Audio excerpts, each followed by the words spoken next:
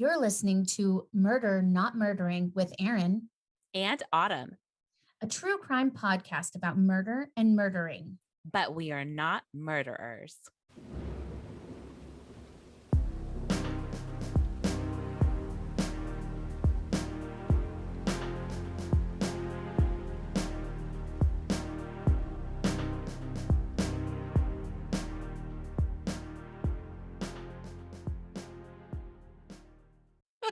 Use your words. I feel like this is like the third time I've welcomed us back. It is not. It's like the millionth time. Do you even podcast anymore? Like, gosh, I mean, Uh-huh.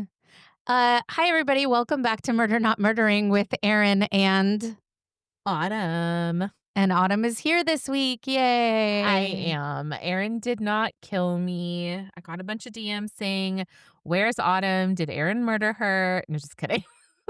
No, I did No. not. She did not murder me. We just couldn't get our schedules to align for the last recording, unfortunately. And so she took one for the team and did it by herself. Yep. All by my lonesome. It was a good case. I thought so. I mean, I wrote I it. enjoyed it. I enjoyed it. I chose it and I wrote it. So clearly. I was listening to it like I was a fan. I was like, oh, twists, turns. There's Erin. I know. It was See, good. but it's awkward for me to record by myself because I'm waiting for someone to say something, like respond to what I'm saying. I was responding in spirit. You were yelling at your phone while it was playing the episode. I was like, oh my gosh. And that's exactly what she sounds like, folks. I feel like I am getting brain damage in my office today. Oh, because Dustin tried to fix her chair. He put WD-40 on it for Erin, and then he did it right before the recording, though. And all I can smell is WD-40. I can like taste it on my tongue. That's hot. Isn't it? So I just want everyone to know how dedicated I am to this podcast. And if I start to sound a little loopy, you'll know why. If I hear a big crash, I'll just text Dustin then. Yes. She's down. He poisoned her. I'm sure you'll be fine. I'll be fine. It just stinks in here. And I can't run the fan because then you wouldn't be able to hear me. That's right. It's the noises that we have to cancel out. More like Erin has to cancel it out. So I try to make her life as easy as possible. But when it comes to this chair, it's just what it is. It is what it is. Again, I try to sit really still. For $1 a day, you too can sponsor Autumn's chair. Why do I have a feeling of the angel that for my birthday, a new chair is going to show up? I mean, honestly, I feel like that is totally a Dustin gift too. Yes, it would be. He'd be it like, would be. Here's a new chair. No, honestly, he doesn't even need an occasion. He would just show up No. with one. It was really sweet when he got you all the podcast equipment. Yes, it was. He's our supporter here. He's my tech support. He's my life support. I mean, he keeps me alive. He monitors my blood sugars, everything. See? Yeah. Serious. What would I do without that, man? I don't know what he's doing with me, but I know what I'm doing with him. What are you doing with him? Oh, he why I'm with him. He takes really good care of me, but like what do I do in return? Who knows? I'm just cool, I guess. Sure. We'll go with that. We'll go with that. So I've got a event coming up on Friday that has gone insanely viral. Okay, tell more. We are having a K-pop Demon Hunters roller skating event. And I put out the post, hey guys, we're going to be doing this. You know, I thought I knew it'd be popular because the movie is insanely popular right now. But let me look right now what it says because I posted it, and I woke up the next day and was shocked to see that, let's see, that it has been viewed 346,646 times. Jesus. Yeah, there are You people. don't have that much space at your rink. Well, obviously not all those people are coming, You but just never know. it was crazy. I woke up and I'm like, "Wait, I must be reading this wrong. Clearly this is a me problem." And then I'm like, "No, it really has gone like crazy viral." And people that were like, "Bring this event to London and do I'm like, "Bitch, you pay me, I'll be there." But Are you paying? I'm coming. I'll be there. But I was just like shocked and it's kind of crazy, but I'm And excited for it. where was this that you posted it? On Facebook and Instagram. Both of them Oh. blew up, like, insanely. Well, give your handle out so other people can see it too. Southgate Roller Rink. That's it. At At Southgate Roller IG? Rink. Yeah. It doesn't matter. Either place, just search Southgate Roller Rink. Oh, There's and they're only on one. TikTok too. I saw your video on TikTok. Yes, Southgate. It's southgate.roller on TikTok, and our TikToks have been doing really well. So, also, we had a crazy viral moment on that too, that with over Who is 300,000. and I should know this, but I don't. But who is that person that's always posting on your TikTok? So we have multiple people that work for us that are posting on there. We have Jess, who's my sister-in-law. She's been doing a lot of the Right. arcade content Yeah, that you I know see on her, there. but there's a Because blonde girl. yeah, because sometimes she has colors in her hair too. It's Layla that you see on the videos, and then prior to that, you also saw Tatum, who used to work for us, but she has moved on to greener pastures. Oh, So bye, Tatum. I know, we love her. So yeah, you see Layla on there. You also see a lot of our regulars, and it's a Yes, lot of fun. I love following it. Even though I know Erin, I still follow it. Yeah. And speaking of friends Uh-oh. and former employees, next week is our big episode with Tim. Woo! So we will have Nurse Tim on our show because Tim actually worked at the roller rink during nursing school. So we will have Tim on the show and we can ask him all of our burning nurse questions pertaining to our murder cases. We love Tim. We do. I think he's a little bit nervous about us quizzing him. Get ready, Tim. We're coming for you. I want to find like a super obscure like question to ask. Since I have like chronic illness, I asked him a lot of questions. Yeah. Also, during my pregnancy, I told everybody he was my personal nurse that went everywhere with me.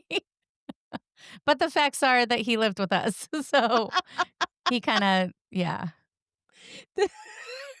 This is my personal. Oh, you don't have a personal nurse? You don't have a Embarrassing. personal pregnancy nurse? What are Mm. you?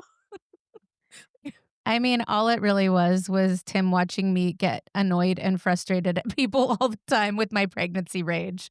So that was cool times. Again, 12 years ago, thank God, in the past. I cannot believe it's been 12 years. I know. I can most days. And then sometimes I'm like, oh, that feels like it was yesterday. Not the pregnancy part. 0 stars. Don't recommend. But the baby part was pretty great. She was so cute. I know. She was like the cutest, and I still really like her on most days. Oh, yeah. Just because she was the cutest baby doesn't mean that we don't think she's the cutest kid, but she was the cutest baby.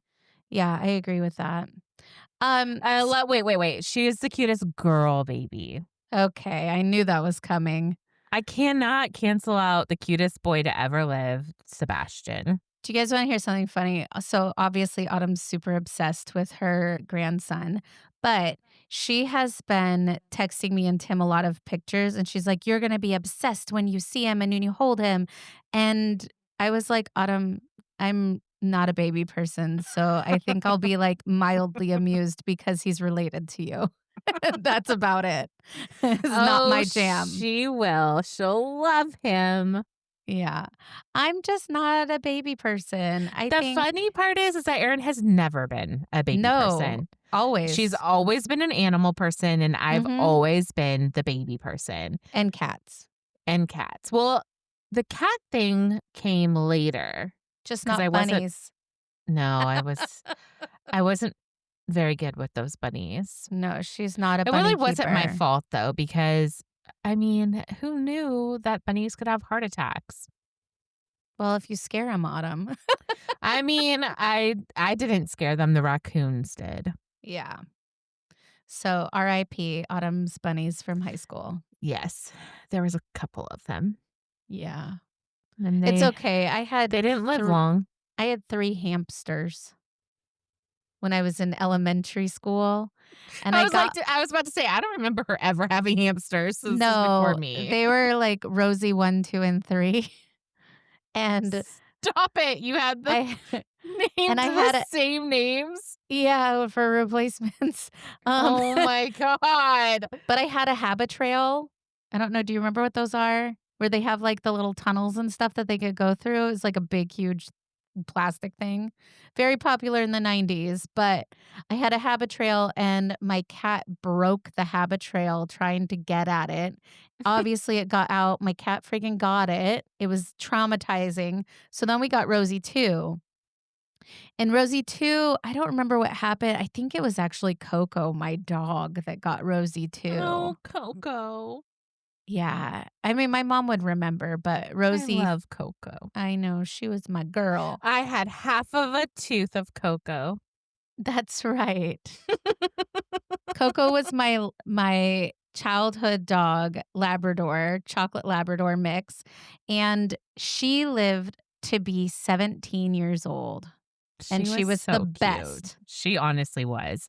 Their sweetest little she The was so softest sweet. dog you've ever felt She in your had the whole life. softest ears, and she was just so lovable. And she was And I very didn't have a chill. pet, so Erin gave me part ownership of Coco, And just she half was of a like dead tooth.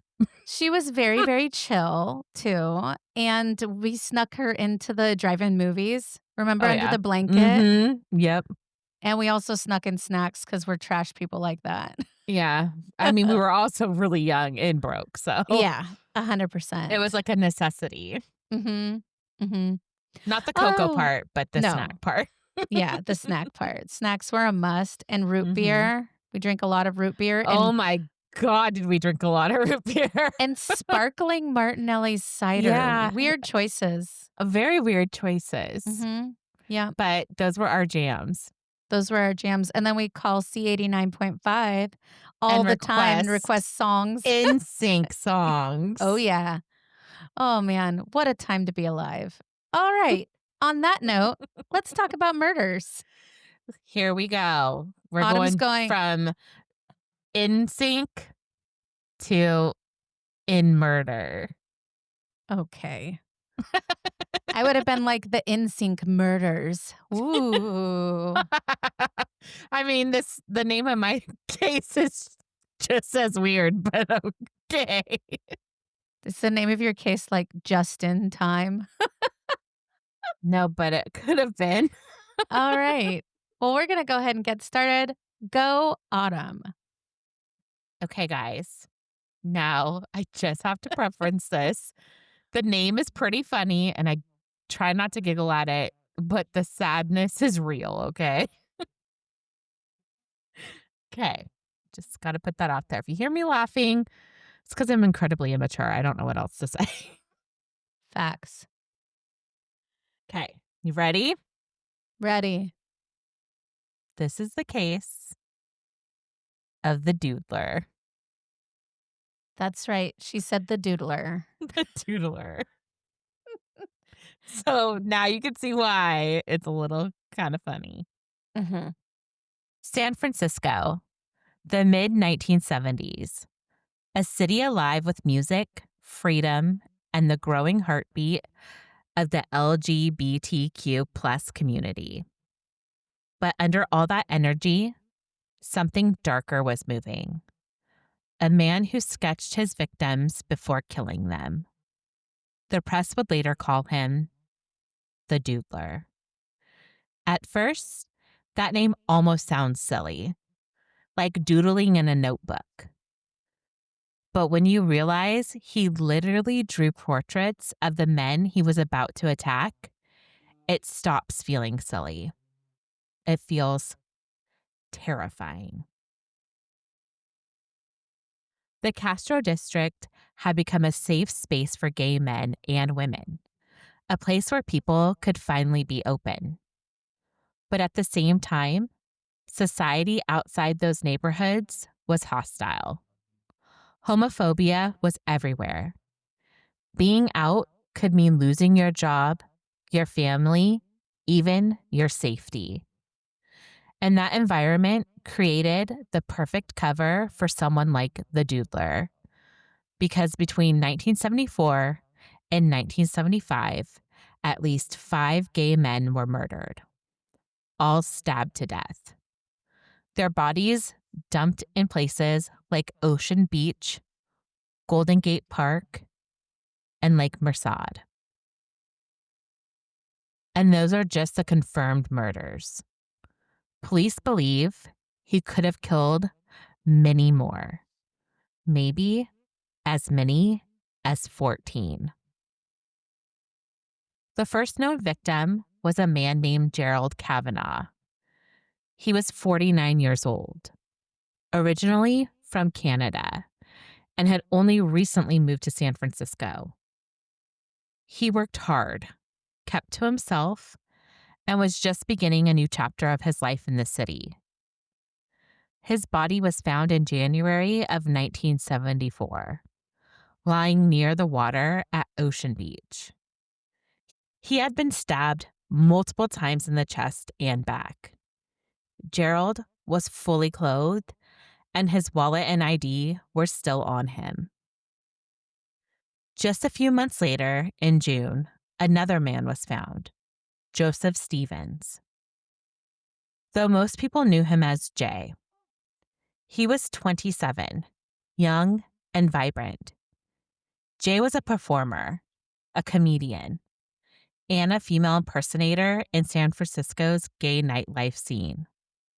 He lit up clubs with his stage presence and was beloved in the community. He was last seen leaving a bar in the Tenderloin, and the next morning, his body was discovered in Golden Gate Park. He'd been stabbed to death. Then came Klaus Christmann, also 27.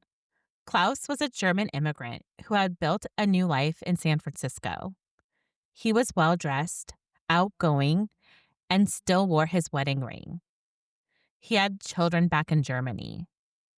In July of 1974, his body was found near Ocean Beach. He'd been stabbed multiple times, and his throat had been slashed. The fourth victim was Warren Andrews. He was 52, a successful lawyer. In April of 1975, Warren was discovered near Land's End, badly beaten. He never regained consciousness and died weeks later. Unlike the others, he hadn't been stabbed, but police believed his death carried the same signature. The last confirmed victim was Harold Goldberg. He was 66.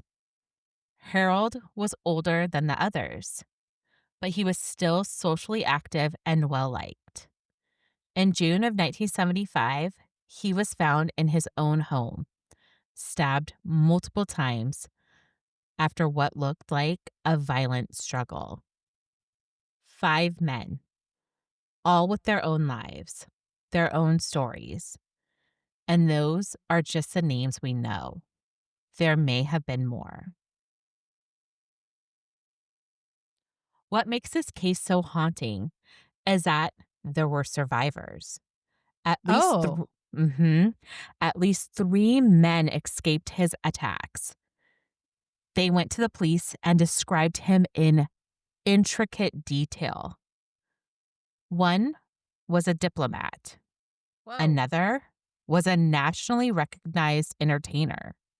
And the third was a professional man living in San Francisco.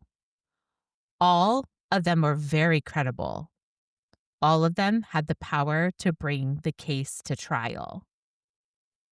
But none of them would testify because in the 1970s, It was not safe. exactly, being publicly outed could mean the end of everything. Careers destroyed, families gone, and safety ripped away. So they stayed silent. But at And least the police had a description at this point. yes. And their silence let the Doodler free to keep hurting. Please tell me they catch this dude. You'll find out. Because I'm not telling yet. Fine then. Police worked with what they had. Survivors gave descriptions, and composite sketches were drawn. Detectives circulated them in the Castro, hoping someone would recognize the man. And many people did think they know who he was. I would think just someone sketching people in a bar would be noticeable or memorable. You would think that they would. By 1976, police had a suspect. He was a young man in his early 20s who lived near the Castro. They interviewed him extensively. Behind the scenes, investigators felt sure this was their killer. But without those survivors willing to testify, the district attorney had nothing solid. They couldn't build a case that would stand up in court. And so the suspect walked away. No charges, no trial, just a file that grew colder with each passing year. I keep coming back to the nickname, the Doodler. Picture this. It's the 70s. You're sitting in a bar, music is playing, cigarette smoke fills the air, people are laughing around you, and there's a man across from you doodling on a napkin. He looks up, he smiles, and hands you a little portrait of your face. You think it's sweet. Maybe you're flattered. Maybe you feel noticed. You'd never guess that this charming little sketch could be the first step in your last night alive. That's what makes this case so chilling. The doodle wasn't just a drawing. It was bait. For decades, the Doodler case sat dormant. Just another unsolved file in San Francisco's archives. But in 2019, something changed. Police reopened the case.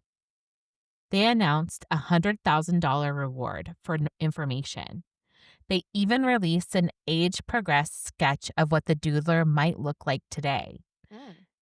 And they revealed something else.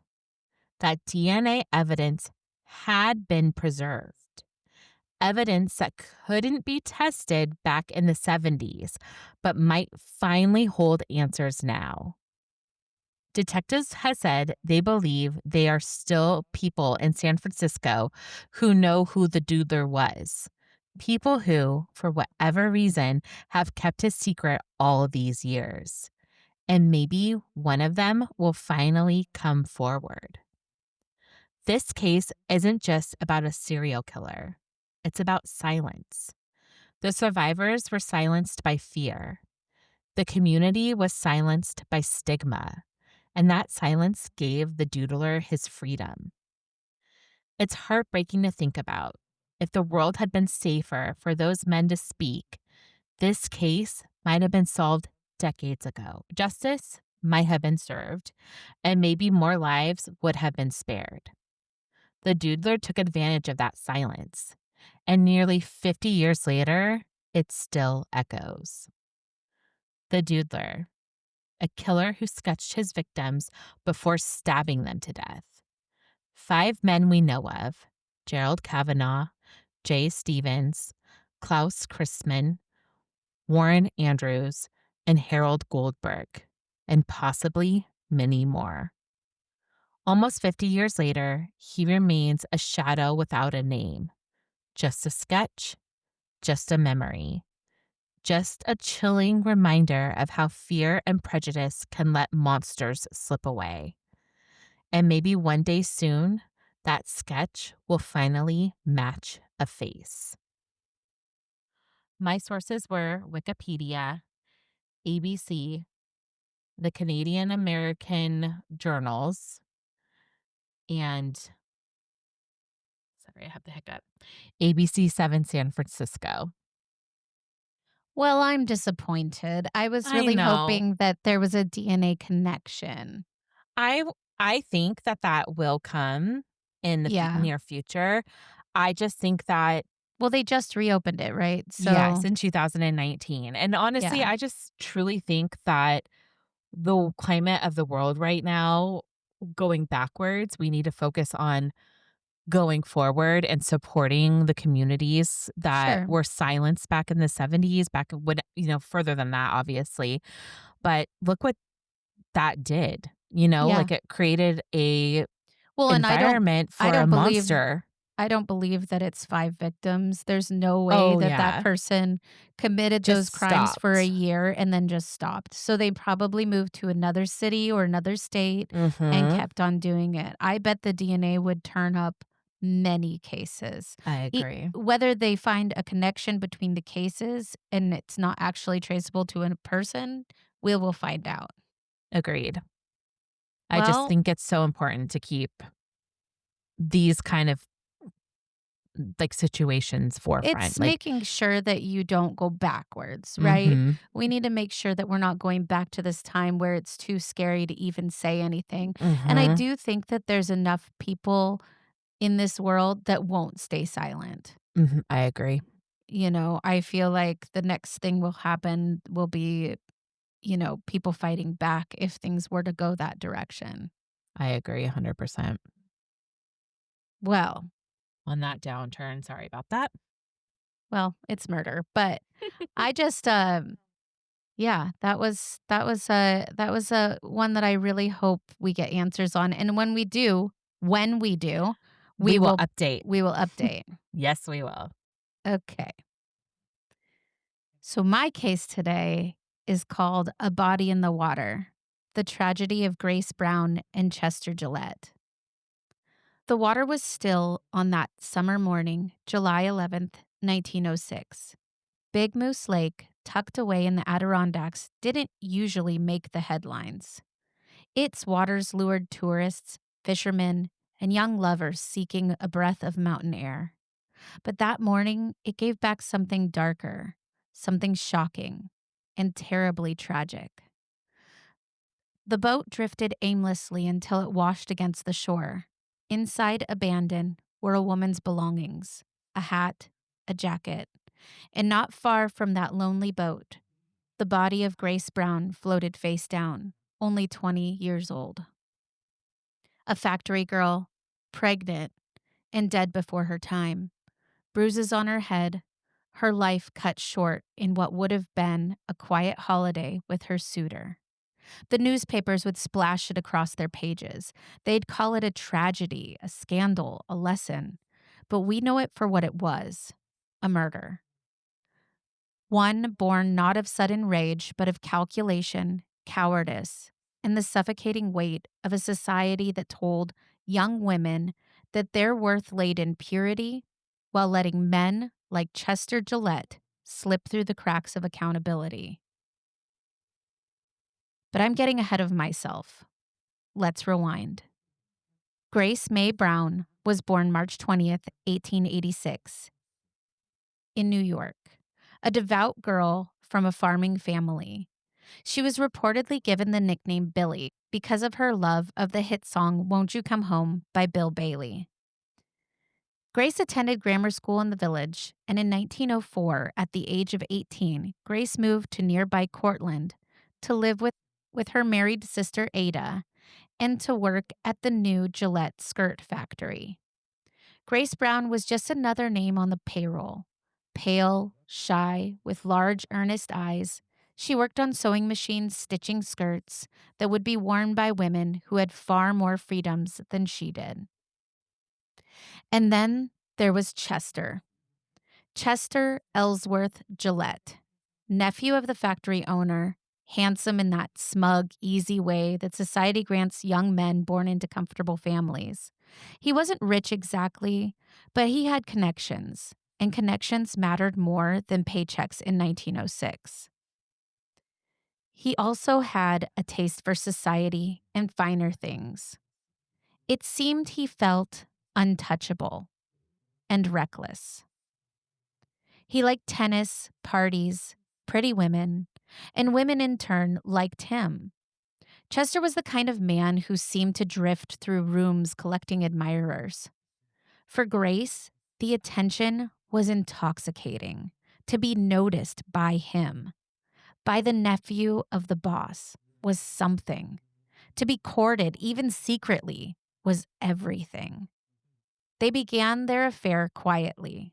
Letters passed, meetings arranged, and slowly her voice emerges, fragile and aching, through the letters that she left behind. One reads, "Why don't you write oftener to me? I get so lonesome and blue that I don't know what to do. If only I had someone to talk to. I'm so different from what I used to be." Grace Brown was falling in love, but she was also falling into despair. What makes this case unlike so many other crimes of passion is Grace's own voice. Her letters were preserved, read aloud in court, printed in newspapers. Her desperation became public spectacle. Her private pain sold for a penny a copy. They made small booklets that you could buy that had all of her letters transcribed. And luckily for me, they're on the internet. So That's awesome, actually. So I have all of her letters to Chester, and that was a really, really helpful thing for writing this case. And a quick side note, she always signed her letters to Chester with "the kid" after Billy the Kid. That's just a fun side note. Interesting. Yeah. She said, "I'm nearly crazy blue all the time. You can't realize how much I suffer, dear. If only I had someone to love me and be kind to me, I wouldn't complain. But I have no one, only you." Chester, of course, had other diversions. He spent his evenings with society girls, vivacious, wealthy, and unburdened by scandal. One of them, Harriet Benedict, was a particular favorite. Young, pretty, and most importantly, respectable. The kind of girl you would bring home to mother. Grace? Grace was not that girl. She was the girl that you met in secret. The girl who wrote you desperate letters when she realized she was carrying your child. Grace's letters became more dramatic and frequent, saying, "Sometimes I think you don't love me one bit. You don't seem the least bit interested. I've wished so many times that I had never seen you, and yet I can't help but loving you just the same." By spring of 1906, Grace Brown was confirmed pregnant. In Cortland in 1906, that was no small matter. For a factory girl, it meant ruin, a ruined reputation, no chance at marriage, unless the father stepped up. And Chester had no intention of doing that. He was a playboy who wasn't about to give up any of that life. He barely wrote her back, but the letters kept coming. "My dear Chester, sometimes I think you don't care for me at all. You don't write to me, and I am so lonely. I will be so glad when you come, but if you never do, what will I do?" She knew her situation, and she needed a response, but he just strung her along with false promises. Then plans for a trip, a suggestion that maybe they'd go away together. She clung to his words like a lifeline. He, meanwhile, was polishing his social standing, being seen at dances, basking in the approval of the people who mattered to him. Grace begged him in her letters, "If you love me as you say you do, why don't you come see me? I'm nearly distracted. I would give almost anything if I could only see you tonight. I feel so unhappy, dear, and I am so lonesome." The tragedy of Grace Brown is that her voice was so clear. She had heard from friends how Chester was out in the scene and courting many women. She saw it all unraveling. She named her loneliness, her despair, and still she begged for love from a man who had already decided that she was disposable. Chester's solution? Take her away for a trip. Away from Cortland, away from the whispers, a trip that would end, he promised, in answers. As Grace hoped, it might even end in marriage. Did it end in murder? We're going to have to find out. Speculation has it that he had planned to possibly send her to a home for unwed expecting mothers, but at this point, we know that that did not happen. Instead, it ended in blood and water on Big Moose Lake. And that's where we will leave Grace for now, writing letters by firelight, pouring her whole soul into ink, while Chester danced through parlors planning his escape. Now we'll follow them to the Adirondacks. On July 9th, 1906, Chester Gillette packed a suitcase. Not for a long trip, not even for a gentleman's outing. Inside, he carried only the essentials, a few shirts, and his tennis racket. A heavy, solid wood tennis racket. He told his friends he was going up north for a little trip. He told Grace Brown something else entirely. That this journey would be what she had been waiting for. That he would marry her. Grace, poor Grace, boarded the train with her suitcase full of dreams and filled with her entire wardrobe, knowing she was going to be with her love and not return to live with her parents. Her letters tell us she thought she was on her way to a new life. Tuesday morning, dearest Chester, I am all alone this morning. Oh, if only you were here. I am so blue. You don't realize how hard it is going away among strangers. Won't you come to me now? Won't you, dear? I am so blue tonight. You can't know what I suffer. You can't know how I long for you. Oh, dear, if you love me, you will come soon. I am so lonesome. He did come to her, but not in the way that she had hoped. They traveled back from Cortland through Utica, then through the Adirondacks. Hotels along the way saw them register under false names. At the Glenmore Hotel, Chester signed the register as Charles Graham. Plus, those initials matched his monogrammed suitcase. It was a nice try, Chester, smooth enough, but not so clever that no one would remember. Grace's demeanor was noticed too. She was quiet, pale, not at all the glowing bride-to-be. The hotel staff later testified she seemed uneasy. Chester, meanwhile, kept his infectious charm, speaking little to Grace, but making himself pleasant to strangers. July 11th, Chester and Grace hired a guide to take them to Big Moose Lake. He rowed them out, left them with a small boat, and watched them drift off into the water. They rowed together for some time. Witnesses on the shore saw a boat, a young couple, distant, indistinct. The man rowing, the woman sitting with her parasol, nothing remarkable. Until a sound carried across the lake. A scream. Just one, then silence. Moments later, Chester returned alone. The boat was empty. He claimed it had tipped over, that Grace had fallen in, that he could not save her. But the bruises on her head told another story. Forensic examiners found marks of blunt force trauma consistent with a blow from the tennis racket Chester reportedly had with him. Her body bore no signs of drowning panic.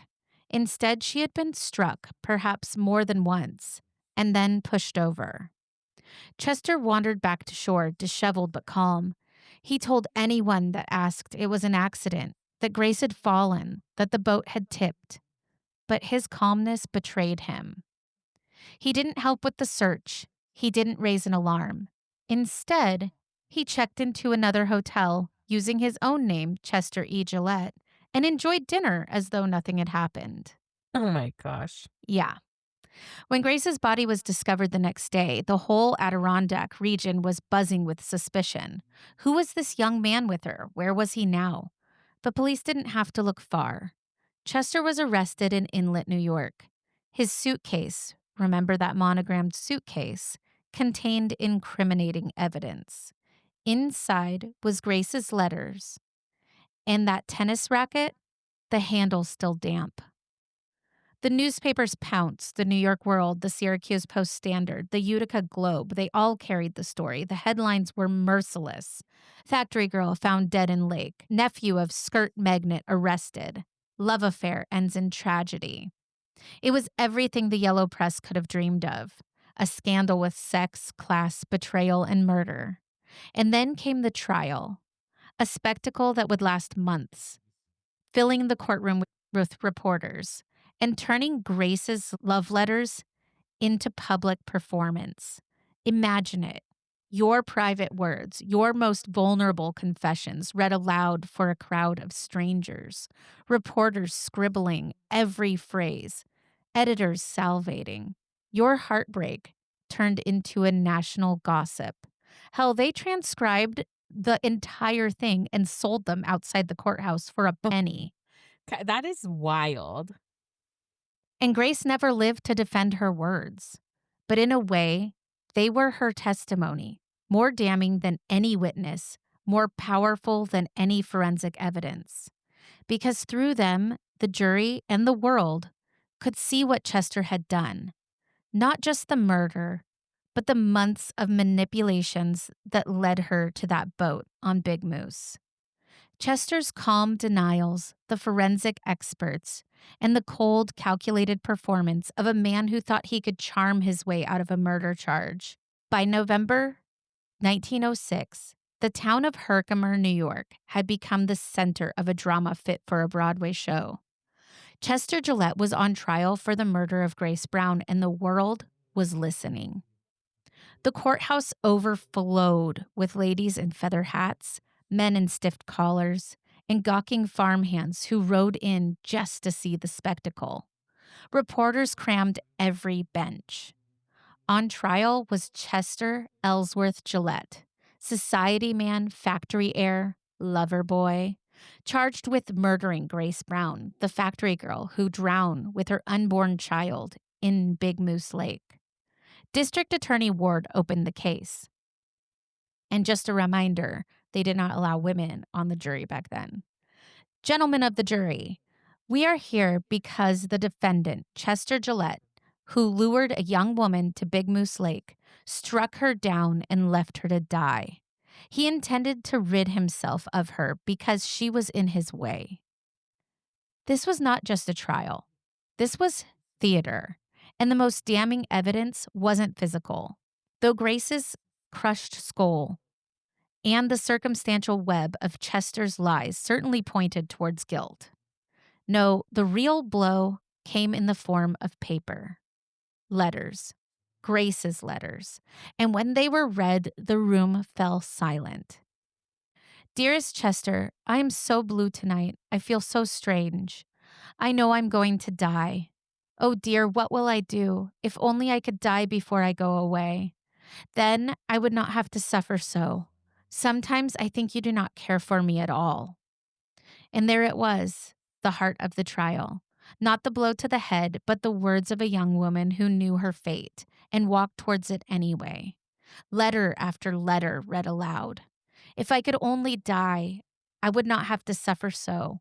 What will I do? What will become of me? I cannot think of anything but death. I am so frightened. I know I shall never see any of the people I have always seen again. And oh, Chester, my heart breaks when I think of it. If only I could die, but I don't dare. Oh, Chester, why can't you make it right for me? The poor girl was seduced, pregnant, and the man in question had no intention of owning up to his responsibility. The courthouse wept. Reporters wept. Even the jurors, hardened farmed men, shifted uncomfortably in their seats. The only one who didn't cry was Chester Gillette. He sat with his arms folded, looking bored, smirking at moments if he showed any emotions at all. Chester's lawyer, Albert Mills, tried to paint a different picture. He said that Grace's death was an accident, that the boat had tipped. Chester had no reason to harm her. He even suggested that Grace might have jumped, that this was a case of a desperate girl ending her own life. But Grace's words told a different story. The letters in which she begged for his attention, his care, the promise of marriage, letters where she confessed her shame and fear, and the jury, they believed her. When Chester finally took the stand, he spun his tale carefully. This is the court transcript, November 1906. Prosecutor: Did you strike Grace Brown with a tennis racket? Chester: No, sir, I did not. Did you push her into the lake? No, sir. She jumped. She threw herself into the water. And you? What did you do when the woman you claim to have loved leapt to her death before your very eyes? Nothing. I rode away. Nothing. Imagine that. Your sweetheart of years, the mother of your unborn child, throws herself into the dark waters at Big Moose Lake, and you row away? Chester might as well have signed his own death warrant there. Defense counsel: Mr. Gillette, you loved Miss Brown, did you not? Chester: Yes, sir. And you tell this jury you let her drown without so much as raising a hand. I was afraid. I didn't know what to do. Such a valiant effort, Chester. Right? Like, oh my goodness, what the heck? This guy gets under my skin. Like, this is insane. Luckily, the evidence was clear. You couldn't deny the bruises on Grace's head, the letters in the suitcase that Chester carried, the tennis racket, his behavior after checking into another hotel and eating dinner as though nothing had happened. It's wild. Forensics testified that Grace had been struck hard before drowning. The water in her lungs did not erase the blunt force trauma to her skull. It only added to the picture: a young woman, dazed, bleeding, pushed into the depths. When the judge finally charged the jury, he said, "You must consider the defendant's acts, his lies, his silences, and the words of Grace Brown, which may stand in the place of her own testimony." After just 5 hours of deliberation, the jury returned. December 5th, 1906. The verdict: guilty of first-degree murder. The judge asked Chester if he had anything to say before sentencing. He stood pale but calm, and he said only, "I am innocent of this crime as I stand before you today." Innocent? What a fucking asshole. Yeah, They said during not cool. No, they said during sentencing, he even smiled a little, knowing that he was going to appeal. He thought he could just charm the world. When the verdict was read, the gallery gasped. Some women sobbed openly. The newspaperman dashed for the telegraph wires, and their headlines already composing themselves. Gillette guilty, factory girl avenged. Chester Gillette was sentenced to death by electric chair. And in the months that followed, Chester sat on death row at Auburn Prison. Ministers visited him. Reporters hounded him. Young women sent him letters, offers of love, even marriage proposals, as though murder had only made him more attractive. Society does have a funny way of fawning over its monsters. But as the date of his execution drew near, Chester cracked. He confessed to a reverend that he had struck Grace with the tennis racket not once but twice. He had never meant to kill her, he said, only silence her. "I had no excuse. I am guilty of the crime of killing Grace Brown, but I did not intend to do it. I struck her and she fell into the water." So, no big deal, right? On March 30th, 1908, Chester Gillette was executed in the electric chair. His last words were a prayer for forgiveness. Grace Brown was buried in her hometown, but the world did not forget her. Her letters were published, her story immortalized in novels, plays, films, and podcasts. And to this day, if you stand by Big Moose Lake at night, the water still seems to whisper her name. She was a factory girl who wanted love, marriage, and a future. He was a spoiled young man who wanted freedom, flirtations, and escape. And in the end, all he got was the chair, and all she got was a grave. And all we got was a story that refuses to die. The letters, their letters, outlived them both, read in court, reprinted in newspapers, whispered in parlors, and eventually immortalized in literature and film. An American Tragedy, A Place in the Sun. The love story that no one should envy, but everyone wanted to hear. Because in the end, what the public loves most is not love, it's ruin. And ruin is exactly what Chester Gillette delivered. In one of Grace's last letters, she said, "You see, dear, I'm not of much worth. That is true. But you used to love me, didn't you? I cannot believe you didn't. Don't you remember last fall when you said you couldn't live without me? I shall never forget that, though I suppose you have." Her gravestone said simply, "At rest." But was she? Because this story did not end in 1908 with the flash of the electric chair. No, in a way, this was just the beginning. For decades after her death, whispers circulated in the Adirondacks. Guides, campers, and fishermen at Big Moose Lake were told of a figure in white seen drifting along the water's edge at night. Some claim that she rises from the lake itself, pale and dripping, her eyes fixed on the shore. In the 1920s, the Syracuse Post-Standard ran a feature on the ghost of Grace Brown, describing summer tourists who swore they had heard weeping on the lake at midnight. One guide told a reporter, "I never go out on Big Moose at night. Too many have seen her." Even in recent decades, boaters whisper of hearing a woman's cry carried across the still water, or the splashing of oars when no boats are present. Grace's ghost has become a part of the Adirondacks' haunted folklore. They say the dead don't speak, but Grace Brown has been telling her story for over a century now, and maybe, just maybe, in the rippling waters of Big Moose Lake. My sources were The People versus Chester Gillette, Herkimer County Court Records, Grace Brown's letters to Chester Gillette, preserved in court exhibits, Chester Gillette's statements and confessions between the years of 1906 and 1908, newspaper articles written in 1906 from the Utica Herald-Dispatch, the New York Times, the Syracuse Post-Standard, the Herkimer Evening Telegram, and the New York World, excerpts from books, Murder in the Adirondacks by Craig Brandon, An American Tragedy by Theodore Dreiser, The Chester Gillette Murder Case by Joseph W. Burnell, and lastly, folklore reports of Grace Brown's sightings at Big Moose Lake, including coverage in the Syracuse Post-Standard and Adirondack area publications. I had a lot of research. Herkimer. Herkimer.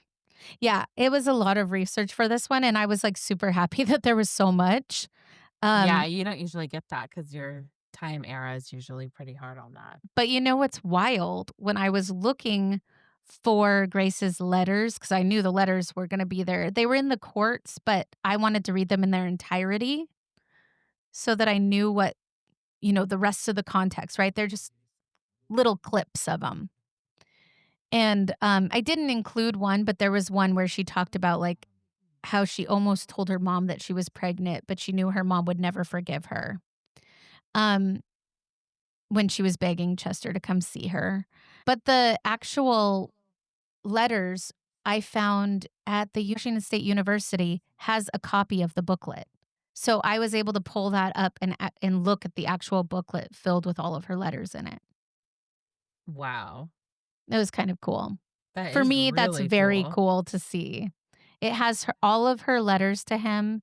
It also has a very like people were really on her side through this. Because I don't know exactly why somebody wrote a prologue in it, but they did, and people were not believing him at all, even as much as they say how Chester was so well-liked and he was charming.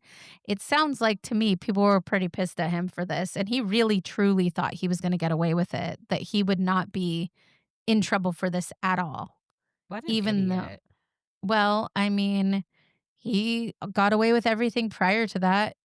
Do I think he planned to kill her? Yes. He said he didn't, but why would you bring a tennis racket on a boat?